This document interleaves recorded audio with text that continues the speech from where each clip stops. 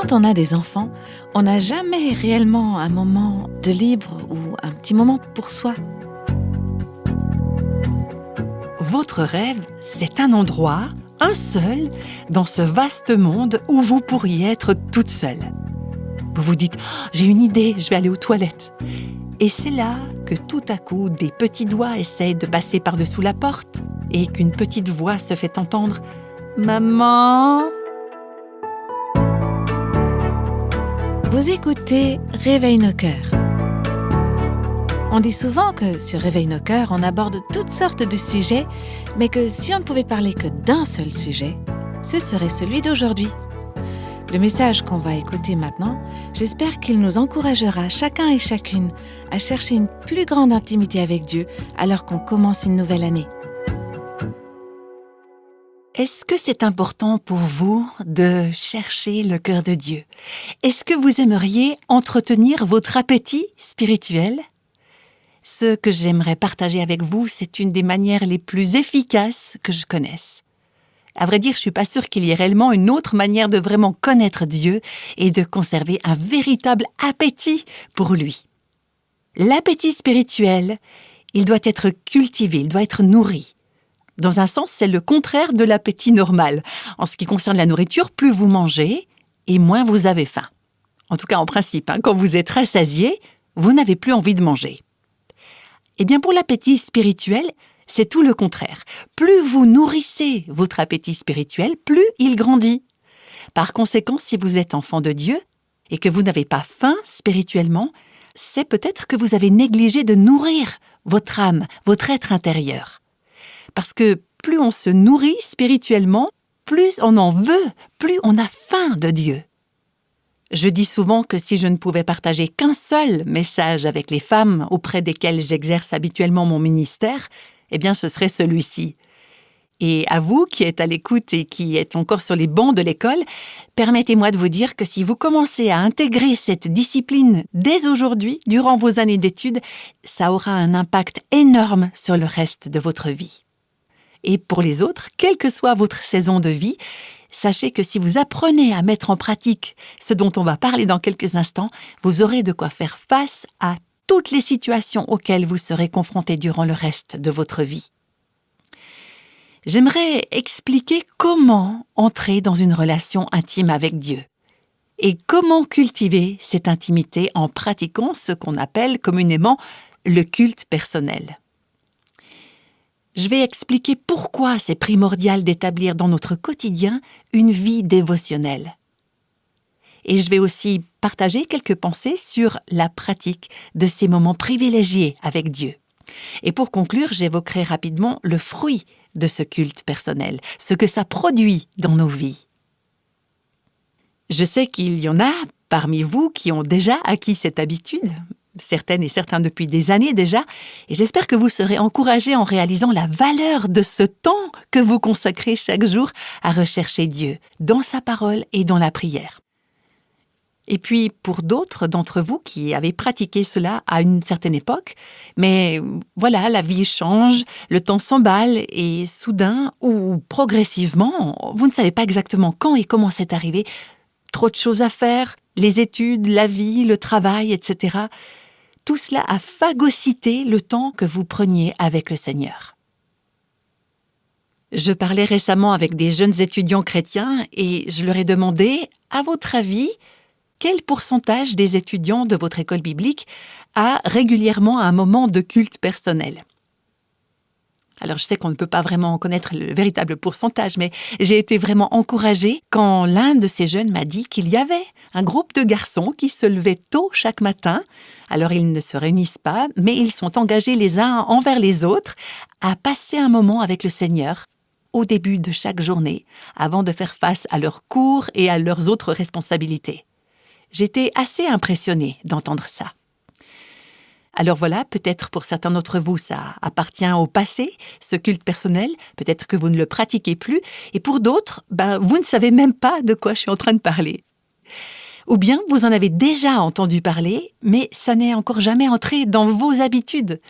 Donc, où que vous en soyez, qui que vous soyez, ma prière, c'est qu'aujourd'hui, à la fin de ce podcast, vous puissiez avancer d'un pas sur ce chemin qui mène à une relation intime avec le Dieu de l'univers au travers de ces moments de qualité seul à seul avec lui. Alors je vais prier tout simplement. Seigneur, parle-nous par la puissance de ton Saint-Esprit, par la puissance de ta parole. Sème en nous les graines qui vont produire ce besoin de toi. S'il te plaît, montre-nous que ce n'est que par toi, par ta parole, que cette faim-là peut être assouvie. Attire-nous à toi. Mets en nous le désir de te chercher, de rechercher ta face chaque jour, tous les jours de notre vie. Au nom de Jésus. Amen. Ce que je vais faire aujourd'hui, pas tout de suite, je vous préviens juste, je vais vous demander de vous engager, dans la mesure où Dieu vous en donnera la possibilité, pour les 30 jours qui viennent, à passer chaque jour un moment seul avec Dieu, dans la lecture de sa parole et dans la prière. Donc, ce sera mon objectif, mais pour en arriver là, j'aimerais vous parler de l'importance primordiale du culte personnel. Cette semaine, j'ai médité et j'ai mémorisé un passage du psaume 27 où David parle de tous ses ennemis, de ses défis, des pressions qui s'exercent sur lui, bref, tout ce qui lui arrive. Voilà ce qu'il dit au verset 4. « Je demande à l'Éternel une chose. » Imaginez un peu tout ce que David aurait pu demander à Dieu, ce que Dieu aurait pu faire pour lui. Mais il dit, il y a une chose. Si j'étais obligé de m'en tenir au strict minimum, si je ne pouvais demander à Dieu qu'une seule chose. Alors, David, oui, dis-nous, ce serait quoi ? Je demande à l'Éternel une chose, que je désire ardemment. C'est-à-dire que je vais poursuivre, que je vais me fixer comme objectif. Ok, David, alors dis-nous ce que c'est. Je voudrais habiter toute ma vie dans la maison de l'Éternel pour contempler la beauté de l'Éternel et pour admirer son temple. Ça n'est pas forcément un vocabulaire auquel on est habitué, mais ce que David nous dit là, c'est avec tout ce qui se passe autour de moi, toutes ces crises auxquelles je suis confrontée, les crises de mon gouvernement, les crises avec l'opposition, les décisions politiques qui doivent être prises, ce qui compte plus que tout pour moi, c'est de pouvoir vivre dans la présence de Dieu, de regarder comme il est beau, de le contempler, vivre dans sa présence. Je pourrais contempler sa beauté jour après jour et apprendre de lui tous les jours de ma vie.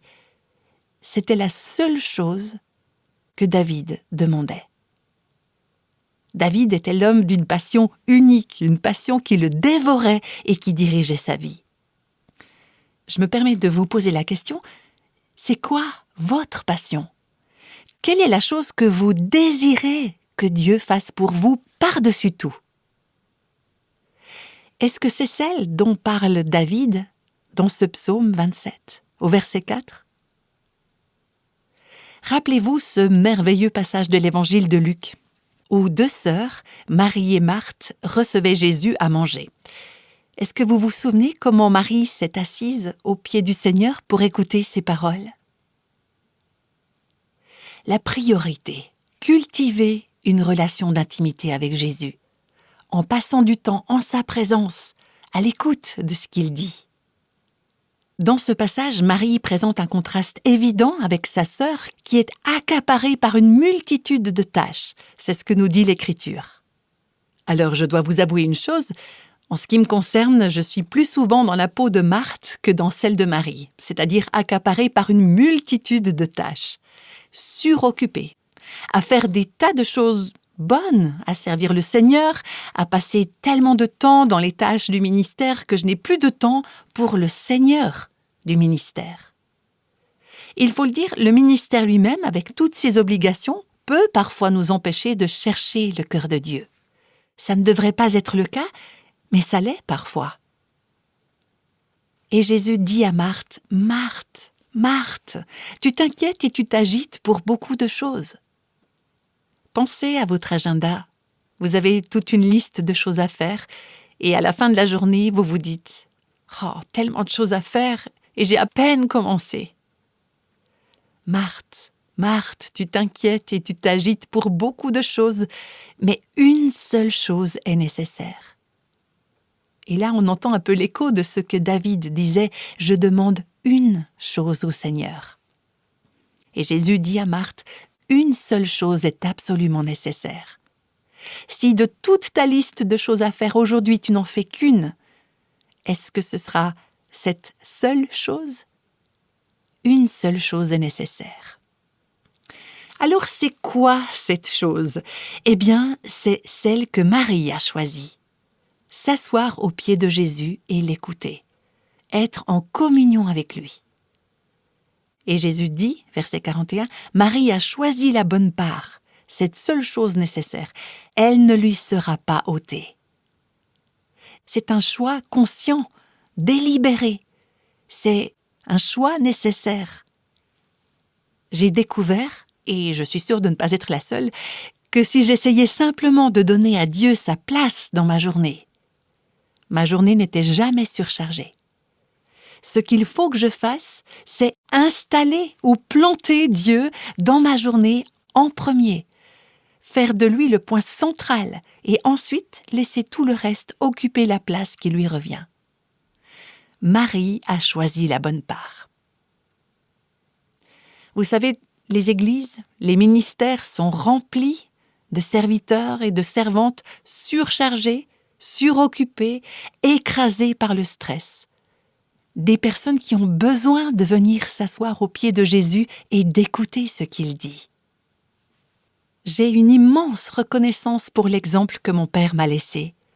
Sa priorité, au début de chaque journée, c'était de passer un moment dans le calme, à rechercher le Seigneur.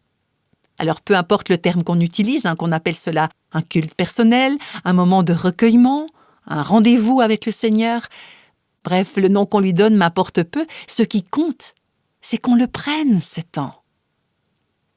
Mon père était devenu chrétien quand il avait 20 et quelques années. Il n'avait pas un arrière-plan religieux, c'était plutôt un rebelle, il menait une vie désordonnée, mais quand il avait la vingtaine, on lui a présenté l'évangile de Christ. Et Dieu l'a libéré de lui-même et il l'a conduit à Christ. Il a vécu une conversion radicale, sa vie a été complètement transformée. Et durant la première année de sa vie chrétienne, il y a quelqu'un qui l'a mis au défi de commencer à consacrer à Dieu la première heure de chaque jour pour la lecture de la Bible et la prière. Et mon père a relevé le défi. Il a tenu son engagement chaque jour du reste de sa vie jusqu'à ce que 28 ans plus tard, il parte rejoindre le Seigneur.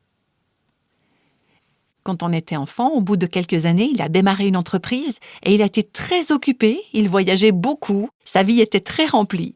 Mais pour lui, rien n'était plus important que ces moments qu'il consacrait le matin à chercher le Seigneur. C'était un homme très structuré, un homme d'habitude, mais pour lui, ça n'avait rien à voir avec du légalisme, c'était un plaisir. Et il procédait toujours à peu près de la même façon, il avait un petit coussin qu'il tirait dessous son lit et c'est là qu'il s'agenouillait. Je ne sais pas combien il en a usé de ces petits coussins. Et nous, ses enfants, nous savions qu'avant que nous nous soyons levés le matin, notre Père avait passé du temps à prier pour nous et pour des tas et des tas d'autres personnes qui figuraient sur sa liste de prières. Des gens qui avaient besoin de Jésus, des mariages en difficulté. Il l'a fait chaque jour de sa vie. On savait qu'il allait lire dans la Bible 2 chapitres de l'Ancien Testament, 1 du Nouveau, 5 psaumes et 1 chapitre des Proverbes. C'était sa méthode. Alors ce n'est pas la seule bonne méthode, c'en était une méthode qui le conduisait dans tout le conseil de Dieu, à la recherche de la sagesse de Dieu pour chaque journée de sa vie. Peu importait son emploi du temps pour la journée, peu importait à quelle heure il était rentré la veille au soir. Mais il faut tout de même que je vous dise une chose, en réalité, le culte personnel matinal, ça commence la veille au soir. Et pour mon père, l'heure de son coucher, c'était une affaire presque religieuse.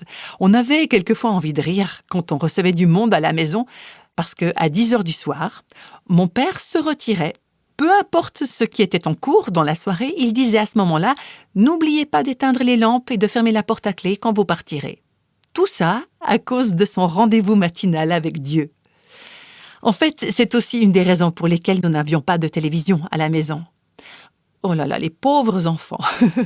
La raison majeure, même s'il y en avait d'autres, c'est que mon père ne voulait que ni lui ni nous ne gaspillions nos heures de sommeil et que nous soyons trop vaseux le matin pour avoir envie de nous lever tôt pour passer du temps de qualité avec Dieu. J'aimerais juste vous dire ceci à vous qui avez des enfants. Mes parents n'étaient pas parfaits et ils auraient été les premiers à le reconnaître. Mais vous savez, il y a une puissance extraordinaire dans le fait que vos enfants sachent qu'au tout début de chacune de vos journées, vous êtes là à chercher Dieu et à le rencontrer seul à seul. Quand je me retrouve au seuil d'une journée bien remplie, avec un planning à respecter, des emails à lire, une montagne de tâches à mener à bien, j'ai dans mon cœur, imprimé de manière indélébile, cette image de mon père qui se levait tôt pour avoir du temps, avant toute autre chose, pour rechercher le Seigneur. Et je suis tellement heureuse d'avoir eu cet exemple et ce souvenir de lui. Maintenant, j'aimerais qu'on examine ensemble l'histoire de quelqu'un qui a fait de ce moment privilégié avec Dieu, de ce culte personnel, une priorité dans sa vie. Il s'agit tout simplement du Seigneur Jésus lui-même. Et pour cela, on va se plonger dans le premier chapitre de l'Évangile de Marc. Dans la Bible, il y a bien sûr David et Moïse, deux magnifiques exemples, mais ces géants spirituels ne font que préfigurer Christ. Christ plus grand que Moïse, Christ plus grand que David. On va regarder de près l'une des journées de la vie de Jésus. Nous sommes très nombreux à dire « mon emploi du temps est déjà saturé », alors inutile de me mettre sur le dos une responsabilité de plus. Alors je préfère vous le dire tout de suite, il n'y a rien de magique. Ce n'est pas un tour de passe-passe spirituel du genre « prenez le temps pour un culte personnel et vos journées vont se dérouler comme sur des roulettes ». Non, ce dont on parle, c'est de la relation. Comment cultiver une relation avec le Dieu de l'univers ? Pour celles et ceux d'entre nous qui pensent déjà être suroccupés, on va jeter un coup d'œil à cette journée de la vie de Jésus. En fait, quand on parle de planning surchargé, pensons au simple fait que Jésus devait, en 3 ans, accomplir le plan éternel de rédemption. Eh bien, il ne me semble pas que mon agenda à moi soit plus important ou plus difficile ou plus exigeant, qu'il représente un plus grand défi que celui-là. Et pourtant, ça ne m'empêche pas de trouver que mes journées sont tellement remplies. Donc, observons ensemble juste une journée dans la vie du Seigneur Jésus. Au premier chapitre de l'Évangile de Marc, verset 21. Ils se rendirent à Capernaum. Dès le jour du sabbat, Jésus entra dans la synagogue et se mit à enseigner. On était frappé par son enseignement, car il enseignait avec autorité et non pas comme les spécialistes de la loi. Parmi vous qui écoutez, peut-être que certains ou certaines sont impliqués dans le ministère de la parole. Vous enseignez une classe d'école du dimanche, par exemple, ou vous dirigez un petit groupe d'études bibliques, ou vous êtes engagé dans la formation de disciples. Bref, vous communiquez la parole de Dieu à d'autres. Et dans la mesure où je consacre moi-même beaucoup de temps à enseigner la parole à d'autres femmes, je peux vous assurer que faire ce que Jésus a fait, là, est très exigeant. Parce que vous devez donner. Il y a ce que vous devez donner au moment même où vous apportez la parole.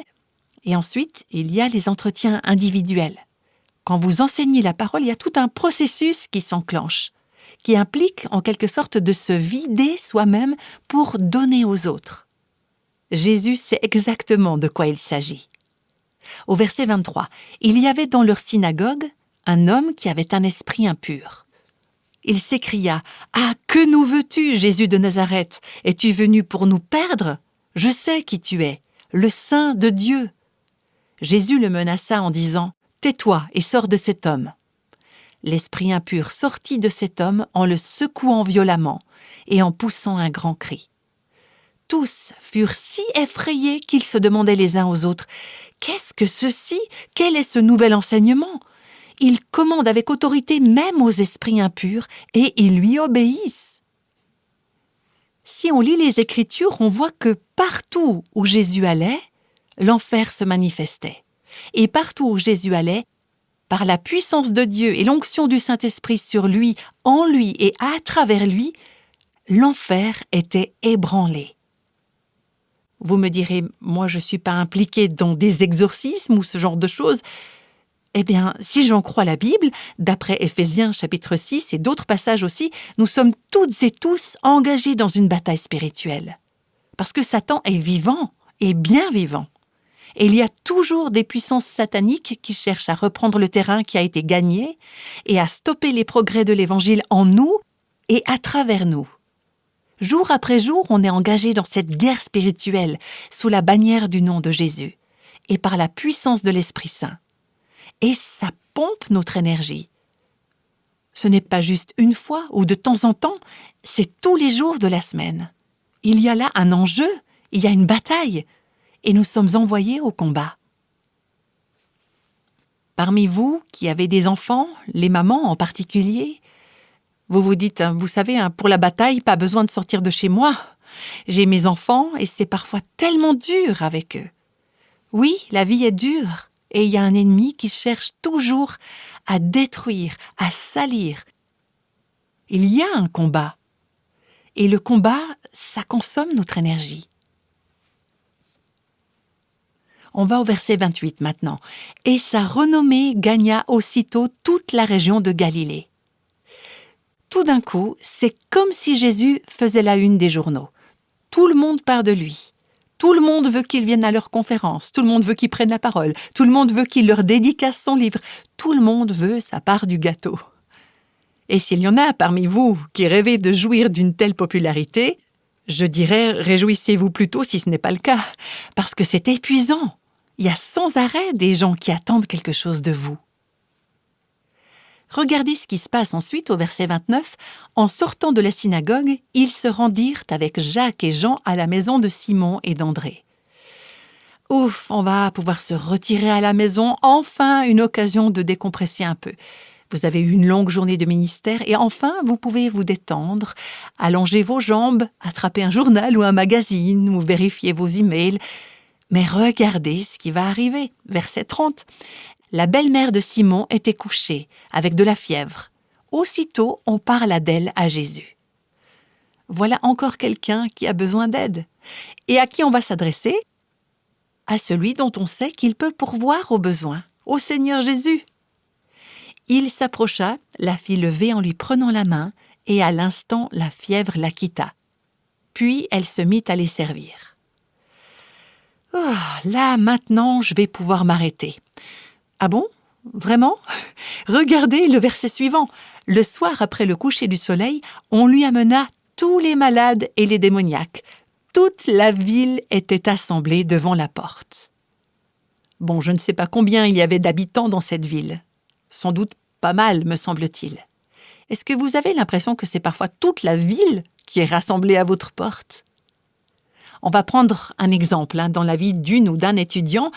Imaginez-vous, on vous a chargé de l'aumônerie sur le campus. Vous essayez de terminer votre mémoire et puis vous essayez aussi de prendre le temps de rechercher chaque jour le Seigneur, de remplir le ministère auquel Dieu vous a appelé. Et sans arrêt, il y a quelqu'un qui vient frapper à votre porte. « J'ai besoin d'aide !» Et ça ne se passe pas seulement la journée, mais jusqu'au milieu de la nuit. Et vous n'avez pas le moyen de dire pour les urgences, c'est de telle heure à telle heure. Un autre exemple, pour celles d'entre vous qui avez des enfants, c'est auprès de vous que j'exerce le plus souvent mon ministère. Vous êtes maman, donc vous connaissez ça. Votre rêve, c'est un endroit, un seul, dans ce vaste monde où vous pourriez être toute seule.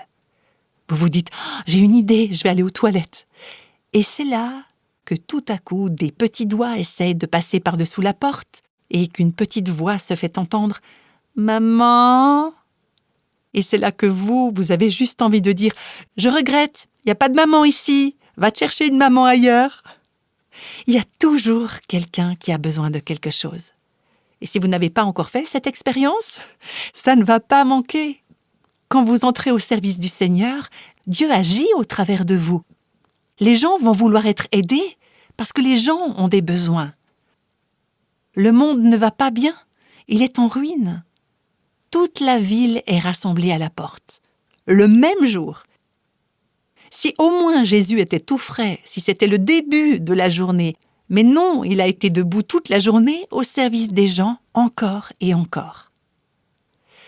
Verset 34. Il guérit beaucoup de personnes qui souffraient de diverses maladies. Il chassa aussi beaucoup de démons et il ne leur permettait pas de parler parce qu'il le connaissait. Moi, quand je lis ce récit d'une journée de Jésus, je pense à mes propres journées.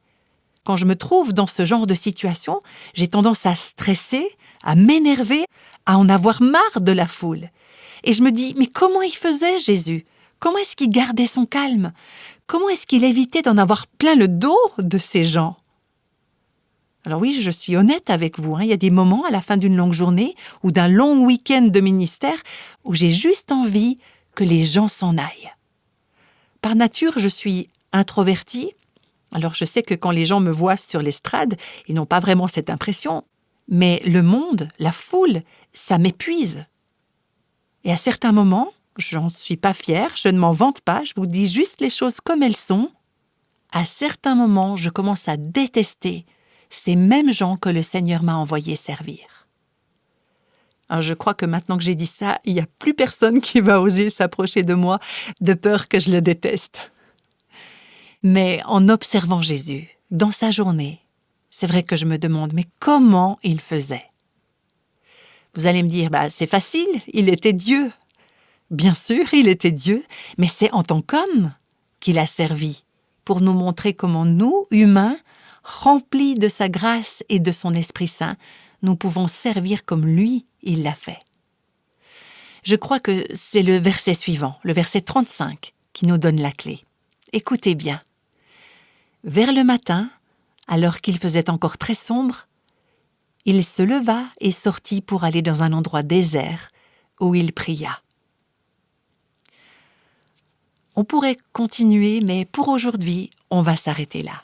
Je peux encore juste vous dire une chose. Après une journée comme celle que Jésus a passée, à donner, à se dépenser, à se déverser dans le ministère, moi, le lendemain matin, quand il fait encore très sombre, la seule chose que j'ai envie de faire, c'est dormir. Laisser les rideaux fermés. J'aime le petit déjeuner. C'est mon repas préféré, vous savez, même à 11h du matin. Mais vers le matin, alors qu'il faisait encore très sombre, Jésus s'est levé. Et qu'est-ce qu'il a fait ? Je termine avec ça. Il a quitté la maison. Il s'est rendu dans un lieu désert où il a passé du temps dans la prière.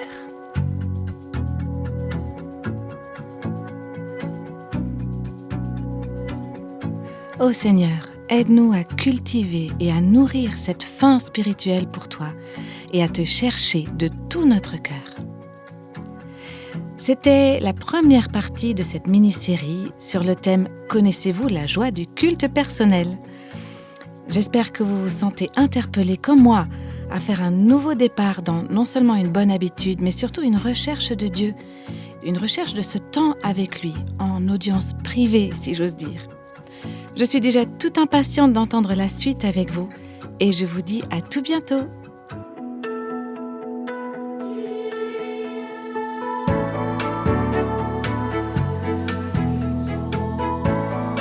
Tous les extraits de la Bible sont tirés de la version Second 21.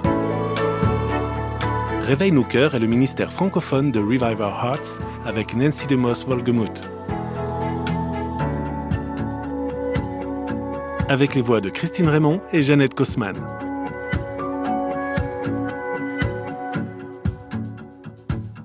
Quelle que soit la saison de votre vie, Réveille nos cœurs vous encourage à trouver la liberté, la plénitude et à porter du fruit en Christ.